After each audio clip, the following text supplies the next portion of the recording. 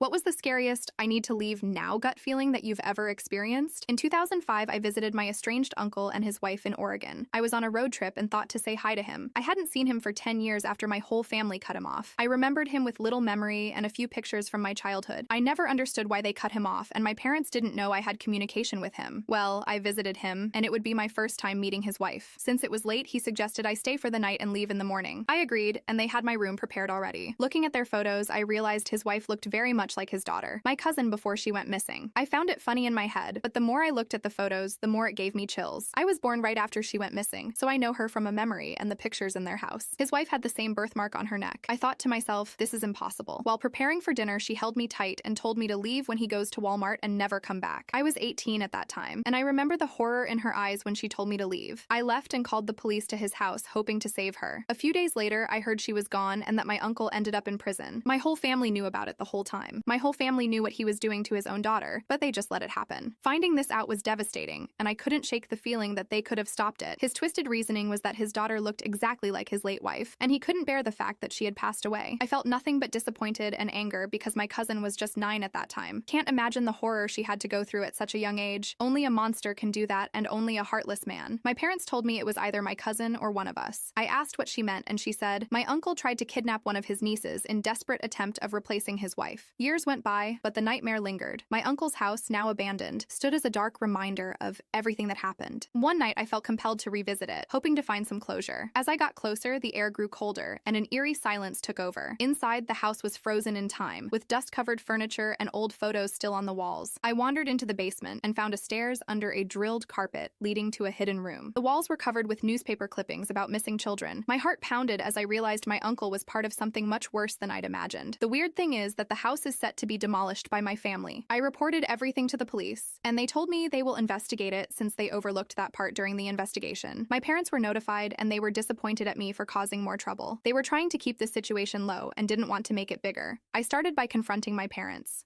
My mother broke down, admitting my uncle had always been like that. His grief turned dark after he lost his wife. And his daughter, my cousin, happened to look exactly like his past wife. When my cousin went missing, they suspected him but had no proof. They cut ties with him, trying to protect the rest of us, but they never imagined the horrors he would commit. They found out that he turned her into his wife. Determined to understand my uncle's full depravity, I started investigating his past. I dug up police reports, old newspaper articles, and talked to his former neighbors. The stories were chilling. He was a master manipulator, charming on the outside but hiding sinister intentions. He preyed on vulnerable people, twisting their trust into something dark. One encounter stood out. I tracked down a retired detective who had worked on my cousin's case. He shared disturbing insights, revealing my uncle was a prime suspect in several unsolved disappearances. The evidence was circumstantial, but the pattern was clear. Young girls, all with similar looks of his wife, vanished without a trace. The detective had long suspected my uncle but couldn't prove it. My investigation led me back to my uncle's house, still abandoned due to people fearing living in that house with a disgusting history. I returned with a friend for support. We searched the basement, looking for anything the police might have missed. They cleared out the room under the basement, but again, we found a hidden compartment with old videotapes. My heart sank as we played them. They documented my uncle's twisted doings and unspeakable horrors. Among them was my cousin, her fear and pain captured in excruciating detail. We gave the tapes to the police, who reopened the investigation. The new evidence was enough to convict my uncle of multiple murders, ensuring he'd never be free again, but the damage was done. The tapes haunted me, a stark reminder of the evil so close to home. He was once again put into a trial for life in prison. In the aftermath, my family fell apart. My parents abandoned me and they have left the country. The revelations forced us to confront our collective failure. My parents were consumed with guilt, and our once close-knit family became distant. The weight of our shared history was too much to bear. I threw myself into work, trying to escape the memories, but the darkness had left a mark on my soul. I struggled with nightmares and a deep sense of distrust, always looking over my shoulder, fearing my uncle's legacy would continue to haunt me. Years passed, and I slowly rebuilt my life. I sought therapy, trying to deal with the trauma. I found solace in helping others, volunteering at a shelter for abused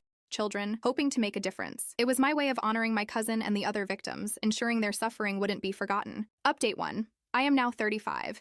And just recently discovered that my mother was also a victim of my uncle's dark world. The worst part is that she married the man who did it, and I am the product. My father was a close friend of my uncle and was one of the many who participated in those twisted doings. However, only my uncle was held liable because they carried out their horrors in his home. This revelation has shattered what little remained of my sense of security and understanding. My mother's silent suffering and the horrifying truth about my origins have added layers to the trauma that I thought I was beginning to understand. The realization that my father, whom I once trusted, was part of these unspeakable unspeakable acts has left me feeling more betrayed and isolated than ever before. I began to question everything. My childhood memories, once cherished, now seemed tainted by the possibility of hidden horrors. I confronted my mother, hoping for answers, but she broke down, her pain and guilt overwhelming. She revealed that she had been coerced and manipulated, trapped in a cycle. She was forced to marry my father in fear of my grandparents of her being a single mom, but it also meant living with the constant reminder of her trauma. She was also threatened by my uncle to shut her mouth. I don't think I will recover from any of this, but I hope one day I will. Update 2. After the confession of my mom. She unfortunately took her life after my dad divorced her. He found out she told me everything. I never wished to never had born into this family. I hope my mother will find peace.